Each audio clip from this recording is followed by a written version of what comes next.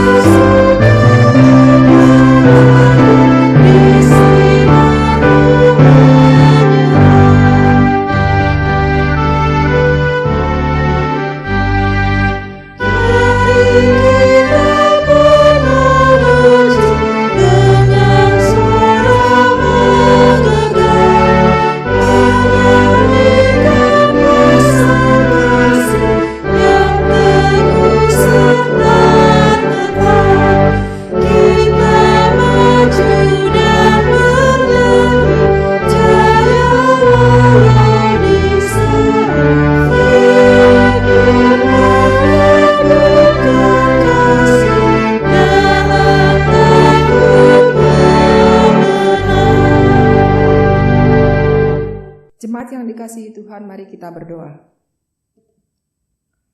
Tuhan Yesus, kami saat ini berdoa dan memohon kasih karunia-Mu untuk hadir di tengah kami. Bila mana saat ini kami hendak memulai ibadah Pekan Doa Pentakosta, kiranya Engkau senantiasa memberikan penyertaan dalam ibadah kami ini, sehingga hati kami hanya tertuju padamu. Bawalah kami mengerti akan firman-Mu, dan biarkanlah hati kami terbuka menerima firman-Mu itu. Terima kasih ya Tuhan, di dalam nama Tuhan Yesus kami berdoa. Amin.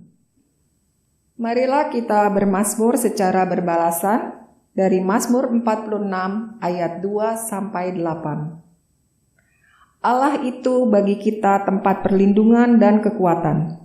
Sebagai penolong dalam kesesakan sangat terbukti. Sebab itu kita tidak akan takut, sekalipun bumi berubah.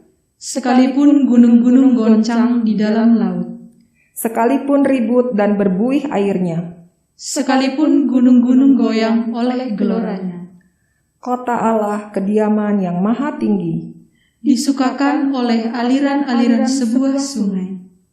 Allah ada di dalamnya. Kota itu tidak akan goncang. Allah akan menolongnya menjelang pagi.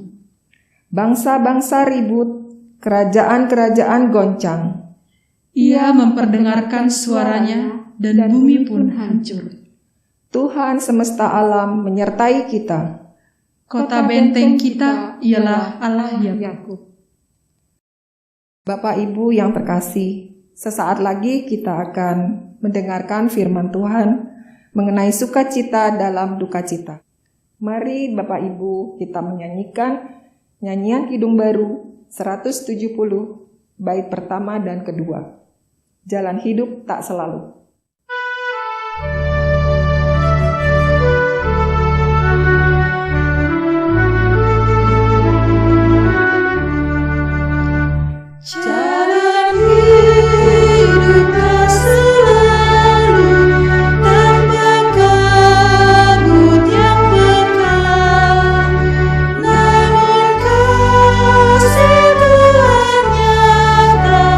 Pada waktu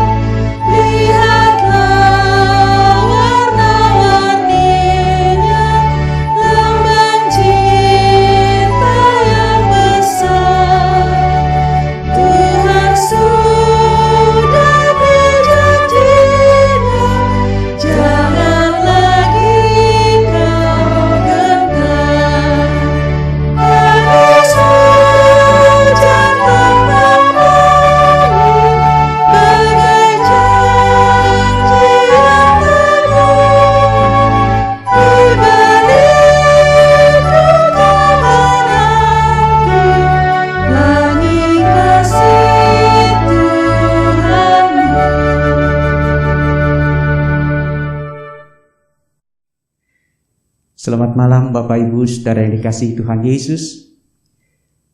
Pada hari ini saat pekan doa di GKI Wahid Hasim di hari yang ketiga, kita akan merenungkan firman Tuhan.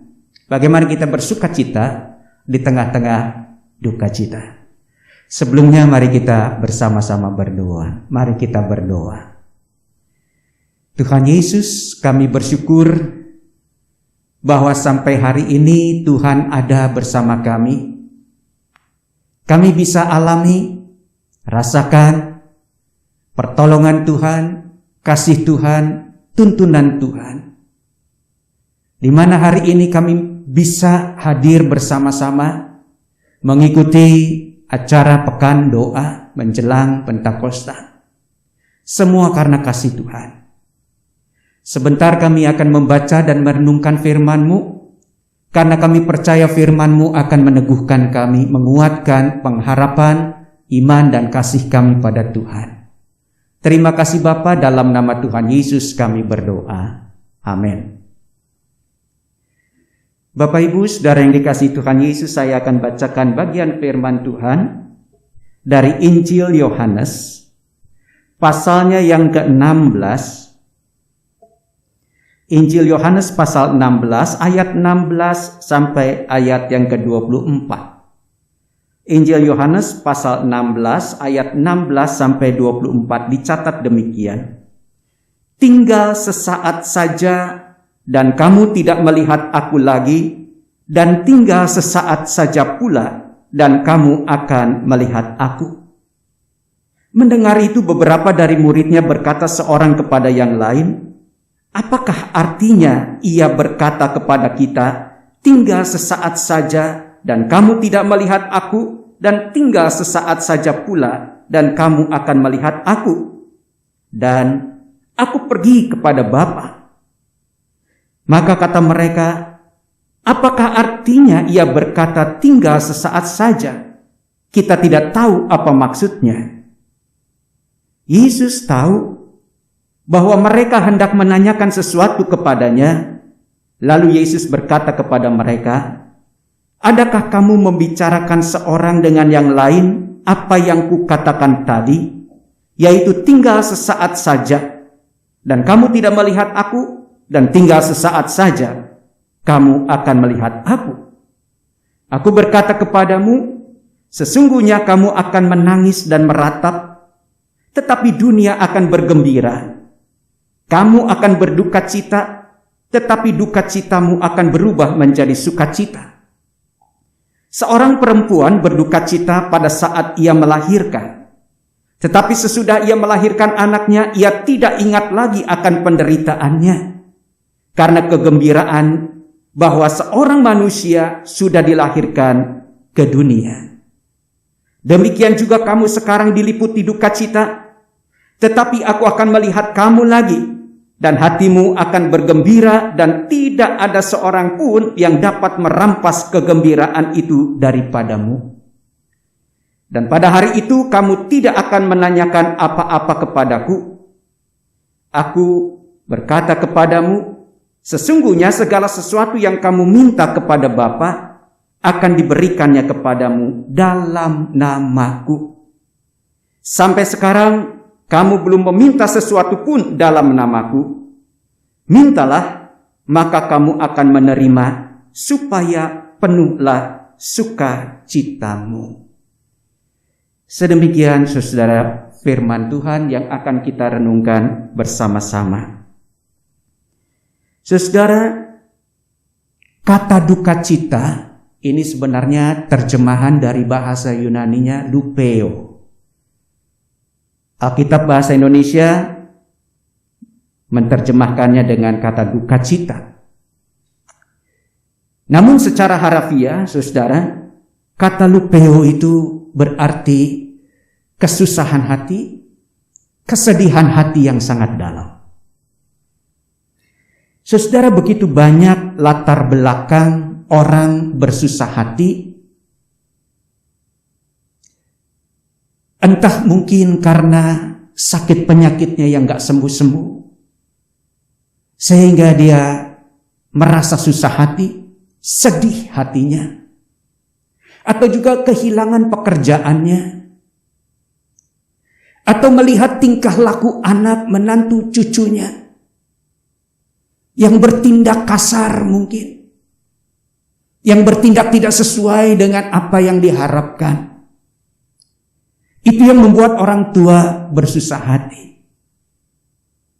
Saudara yang dikasihi Tuhan Yesus Kristus, selama kita tinggal di dunia ini, kita akan bertemu dengan kesusahan hati, kesedihan hati, apapun latar belakangnya. Saudara, mungkin saya bisa berikan sebuah gambaran yang lebih nyata lagi. Pernahkah kita berpikir bahwa pasangan hidup kita akan meninggalkan kita? Kita nggak pernah tahu kapan pasangan hidup kita meninggalkan kita, atau malah sebaliknya kita yang meninggalkan pasangan hidup kita karena kita menghadap Tuhan. Dapat saudara bayangkan untuk orang-orang yang seperti ini, 40 tahun hidup bersama-sama, menangis bersama-sama, berjuang bersama-sama, tertawa bersama-sama, berpelukan saat sedih, saat kecewa, saat kesal. Namun tiba-tiba pasangan hidup kita meninggalkan kita menghadap Tuhan. 40 tahun bukan masa yang pendek. Saudara, namun firman Tuhan mau mengajarkan kepada kita dengan kata lupeo. Kesusahan, kesedihan hati dikatakan oleh Yesus dalam ayat yang ke-16, tinggal sesaat saja. Saudara, kata tinggal sesaat saja ini mau mengartikan bagaimana caranya saya bersuka cita di tengah-tengah kesusahan hati, di tengah-tengah kesedihan hati.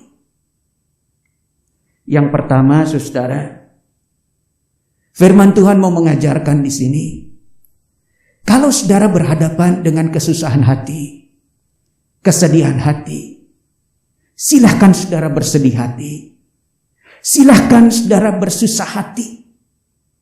Namun firman Tuhan mengatakan tinggal sesaat saja. Artinya apa? Dalam jangka waktu yang pendek. Mengapa Yesus mengajarkan hal itu? Karena Yesus mengerti kemanusiaan saudara. Saat saudara bersusah hati, Yesus mengerti saudara sedang bersusah hati. Dan ketika saudara menangis di tengah-tengah kesusahan hati saudara, Yesus mengatakan silakan engkau bersusah hati, tapi sebentar saja. Tinggal sesaat berarti sebentar saja. Jangan engkau perpanjang kesusahan hati itu bertahun-tahun. Dan ketika engkau memperpanjang kesusahan hatimu bertahun-tahun, Yesus akan mengatakan pada saudara, tuh lihat, aku sudah mengatakan sedikit waktu saja engkau boleh melihat kemanusiaanmu, mengalami kesedihan hatimu. Dan aku sudah katakan jangan memperpanjang. Inilah akibatnya engkau hidupmu dikendalikan oleh kesusahan hatimu, kesedihan hatimu. Dan engkau tidak bisa berbuat apa-apa. Engkau tidak bisa keluar dari kesusahan hatimu, kesedihan hatimu. Saudara yang dikasihi Tuhan Yesus Kristus, mengapa Yesus mengatakan sebentar saja? Karena Yesus tahu engkau tidak mampu, engkau tidak kuat menyelesaikan kesusahan hatimu, kesedihan hatimu. Itu sebabnya Yesus mengatakan hal yang sama kepada para muridnya. Sebentar saja. Karena aku harus bangkit. Dan aku bangkit untuk hidup di dalam engkau. Dan aku akan tinggal terus bersama dengan engkau di dalam Roh-Ku yang kudus. Ketika engkau memperpanjang sakit hatimu, kesedihan hatimu, di mana tempat Tuhan dalam hidupmu? untuk bisa menolong dan menopang engkau. Saudara dikasih Tuhan Yesus Kristus. Jadi Yesus mau mengatakan, engkau boleh bersedih hati, bersusah hati sebentar saja. Dan bagaimana seharusnya saya jalani hidup saya agar aku bisa bersukacita? Jelas Yesus katakan, kalau engkau hanya sesaat saja bersedih hati, bersusah hati, mulailah engkau tengok siapa Tuhanmu yang bangkit itu dalam kehidupanmu. Yesus bangkit karena Yesus mau mengusir kesusahan hatimu, kesedihan hatimu, diganti dengan sukacita. Sukacita itu lahir dari mana? Saat engkau mulai memandang Yesus yang bangkit, engkau memuji Dia, memuliakan Dia, karena Allahmu ternyata bukan Allah yang mati, tetapi Allah yang hidup. Bangkit berarti hidup. Dan Allah yang hidup itu adalah Allah yang mau menghidupi engkau di tengah-tengah kesedihanmu, di tengah-tengah kesusahanmu. Roh Kudus yang tinggal dan diam dalam hidupmu adalah roh yang akan memberikan kepadamu kekuatan untuk memandang Tuhan. Itu hal yang pertama yang membuat saudara bersukacita. Bahwa saudara tidak sendirian, tetapi saudara bersama dengan Tuhan yang bangkit. Yang kedua, Tuhan yang bangkit itu mengajarkan bahwa Rohku yang kudus itu yang tinggal di dalam kamu adalah roh yang akan mengajarkan engkau kepada segala kebenaran. Apa artinya, saudara? Dalam hidup ini, saudara, di sekitar kehidupan saudara, begitu banyak pendapat-pendapat dari orang-orang yang ada di sekitar saudara yang mau memberikan nasihat, yang mau memberikan pendapat-pendapatnya, dan semua orang mengatakan itu kebenaran yang benar menurut mereka. Saudara, firman Tuhan mengatakan dan mengajarkan kepada kita dalam Galatia pasal yang ke-5, janganlah engkau hidup menurut daging, tetapi hendaklah engkau hidup menurut roh. Artinya, anak Tuhan itu yang hidupnya terarah pada Tuhan, dia adalah orang yang tunduk, sekali lagi tunduk kepada pimpinan Tuhan. Dan pimpinan Tuhan itulah yang memimpin orang-orang ini ke dalam kebenaran Tuhan. Jadi kebenaran Tuhan itu adalah ukuran, nilai saudara untuk menyikapi, merespon segala sesuatu yang ada di sekitar saudara. Saudara, hal yang seperti ini akan membuat saudara bersukacita. Mengapa? Karena saudara mulai hidup di dalam kebenaran Tuhan. Bukankah Yesus mengatakan, akulah jalan dan kebenaran dan hidup. Jadi bukan orang-orang dan pendapat-pendapat mereka yang di sekitar saudara ini yang disebut sebagai kebenaran buat orang Kristen. Tetapi firman Allah itulah kebenaran yang saudara harus pegang untuk bisa merespon setiap keadaan yang ada di sekitar saudara. Saudara, itu yang dimaksud dengan hidup dipimpin oleh roh. Yang ketiga, saudara, firman Tuhan mau mengajarkan orang yang bersukacita itu adalah orang yang tahu kesedihannya, kesusahannya, namun dia tetap taat pada Tuhan. Itu yang disebut sebagai kemuliaan, memuliakan Tuhan.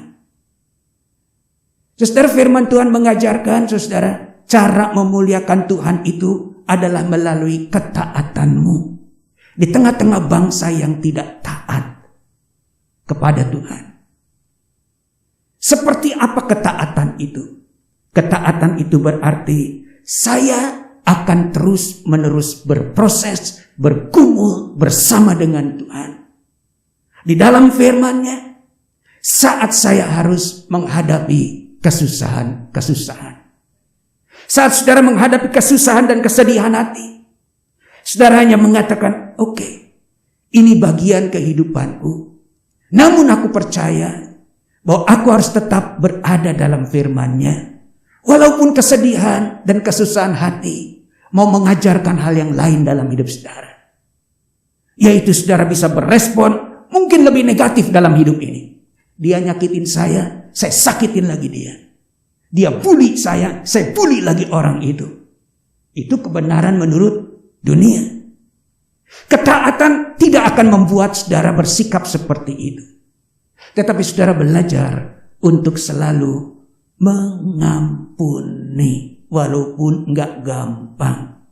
Ampuni orang yang bersalah kepada kita. Mengapa saudara? Karena sakit hati kadangkala akan menutupi pikiran dan hati saudara untuk mengampuni orang-orang yang ada di sekitar saudara. Saat saudara hidup taat pada Tuhan, saudara sedang menerobos sakit hati saudara, kesusahan saudara. Dan hidup saudara tidak akan dikendalikan lagi oleh sakit hati dan kesusahan saudara. Seperti seorang ibu yang mau melahirkan, digambarkan oleh firman Tuhan. Pada saat dia mau melahirkan, betapa dia harus berhadapan dengan kenyataan yang real, sakit. Namun sukacitanya timbul saat dia sudah melahirkan. Dia nggak merasa sakit lagi. Bahkan sukacita. Mengapa? Karena ada sesuatu yang baru dalam hidupnya. Kehidupan yang baru itu yang memberikan kepadanya jaminan dan sukacita hidup di dalam Tuhan. Saudara yang dikasihi Tuhan Yesus Kristus, itu hal yang ketiga, hal yang terakhir. Saudara. Orang yang bersukacita, dia akan berusaha dalam hidupnya untuk selalu menjadi terang. Hendaklah engkau menjadi terang, kata firman Tuhan, di tengah-tengah dunia yang gelap ini. Berarti yang firman Tuhan ajarkan di sini, memuliakan Tuhan, berarti belajar menjadi terang di tengah-tengah kegelapan yang kita hadapi. Walaupun kelihatannya mungkin masih setitik terang kecil, namun setitik terang yang kecil ini mulai menyinari kegelapan yang ada di sekitar kita. Mungkinkah itu? Ya. Mengapa saya katakan ya? Karena Yesus mengatakan, seorang yang bercahaya, yang memiliki terang Kristus, berarti di dalam hidupnya ada Kristus yang menerangi hatinya, menerangi pikirannya. Dan itu yang membuat dia belajar untuk bersikap positif ketika dia berhadapan dengan situasi yang tidak positif. Bisakah? Bisa. Karena firman Tuhan mengatakan, aku bersama dengan engkau. Mari arungi kehidupan ini bersama dengan Kristus, yang adalah Allah, Juru Selamat, yang mau terus memberikan sukacita itu dalam hidup saudara, walaupun saudara berada di dalam kegelapan. Firman Tuhan mengatakan dalam Mazmur pasal yang ke-23, walaupun aku berada dalam lembah yang gelap, namun aku tahu tongkat Tuhan, gada Tuhan akan menuntun aku melewati kegelapan yang ada. Tuhan berkati saudara. Saudara yang dikasihi Tuhan Yesus Kristus, merespon firman Tuhan hari ini, mari kita bersama-sama menaikkan pujian. Nyanyikanlah lagi bagiku.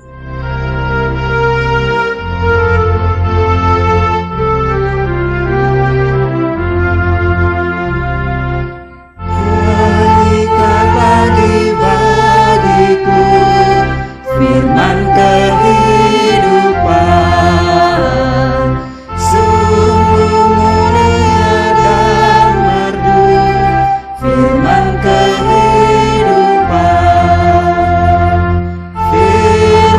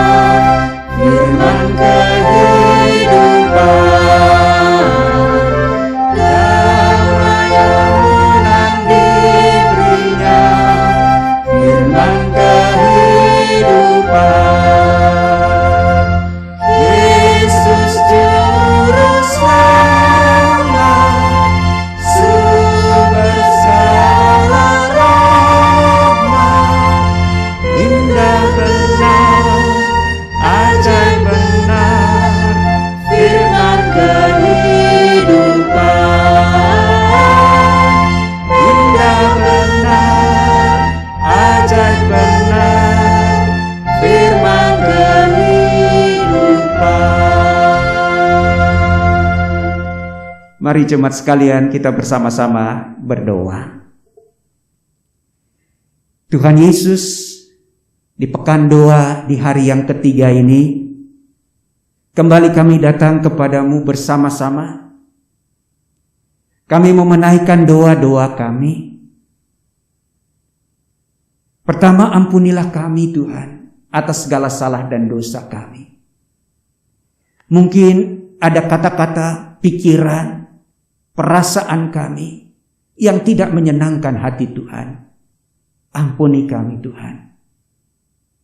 Biarlah dengan firman Tuhan hari ini, kami boleh membaharui hidup kami. Kami boleh bersuka cita di tengah-tengah kesedihan dan kesusahan hati kami. Bapa di sorga, kami percaya hidup kami harus dikendalikan oleh sukacita yang berasal dari Tuhan. Yaitu kehidupan yang sungguh-sungguh terarah pada Tuhan, pada firman-Mu, pada ketaatan, dan juga pada respon kami yang terus-menerus mau menjadi terang-Mu di tengah-tengah kehidupan kami yang gelap. Tuhan Yesus, kami percaya kami tidak sendirian, tetapi bersama Tuhan. Tuhan, Engkau juga tahu keadaan kami masing-masing saat ini. Ada di antara kami yang masih hidup dalam duka cita, karena orang yang kami kasihi meninggalkan kami dan sudah kembali ke pangkuan Bapa di sorga. Tuhan, berikan kepada kami yang ditinggalkan kekuatan, sukacita-Mu, damai-Mu, sehingga kami dapat melanjutkan kehidupan kami di dalam sukacita-Mu dan di dalam kekuatan-Mu. Karena kami percaya kekasih kami ada bersama dengan Tuhan. Tuhan Yesus, kami juga berdoa untuk setiap kami yang saat ini bersusah hati, bersedih hati, karena sakit penyakit yang tidak kunjung dipulihkan. Kami percaya bukan tidak dipulihkan. Kami percaya ada maksud Tuhan di balik semua ini. Biarlah Tuhan berikan kami kemampuan dan kekuatan untuk bisa melewati hari-hari kami yang sulit ini dengan sukacita yang berasal dari Tuhan. Karena perjuangan bersama dengan Tuhan memampukan kami melewati hari-hari yang sukar. Kami juga berdoa untuk saudara-saudara kami yang pada hari ini kehilangan pekerjaan, mengalami kesulitan di tengah-tengah pekerjaannya, yang menimbulkan kesedihan dan kesusahan hati.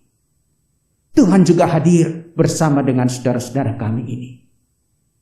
Berikan kepadanya jalan di tengah-tengah tidak ada jalan. Karena justru dengan berharap pada Tuhan, beriman pada Tuhan, bersandar pada Tuhan, Tuhan sedang membuat sebuah jembatan yang indah dari kesedihan hati ke dalam sukacita yang Tuhan siapkan. Tuhan Yesus, kami juga berdoa saat ini untuk orang-orang yang ada di sekitar kami yang mungkin tidak suka dengan kehidupan kami yang tertuju pada Tuhan. Tuhan, berikan kami kekuatan, kemampuan untuk dapat mengampuni mereka. Di tengah-tengah kesulitan kami untuk mengampuni mereka. Namun kami tahu bahwa Tuhan ingin kami menjadi terang-Mu di tengah-tengah kesusahan hati kami. Dan hari ini, malam ini, kami ingin berdoa untuk orang-orang yang selama ini menyusahkan hati kami. Kami belajar memahami, karena mereka tidak tahu apa yang menjadi kehendak dan rencana Tuhan. Sehingga mereka melakukan hal-hal yang seperti itu.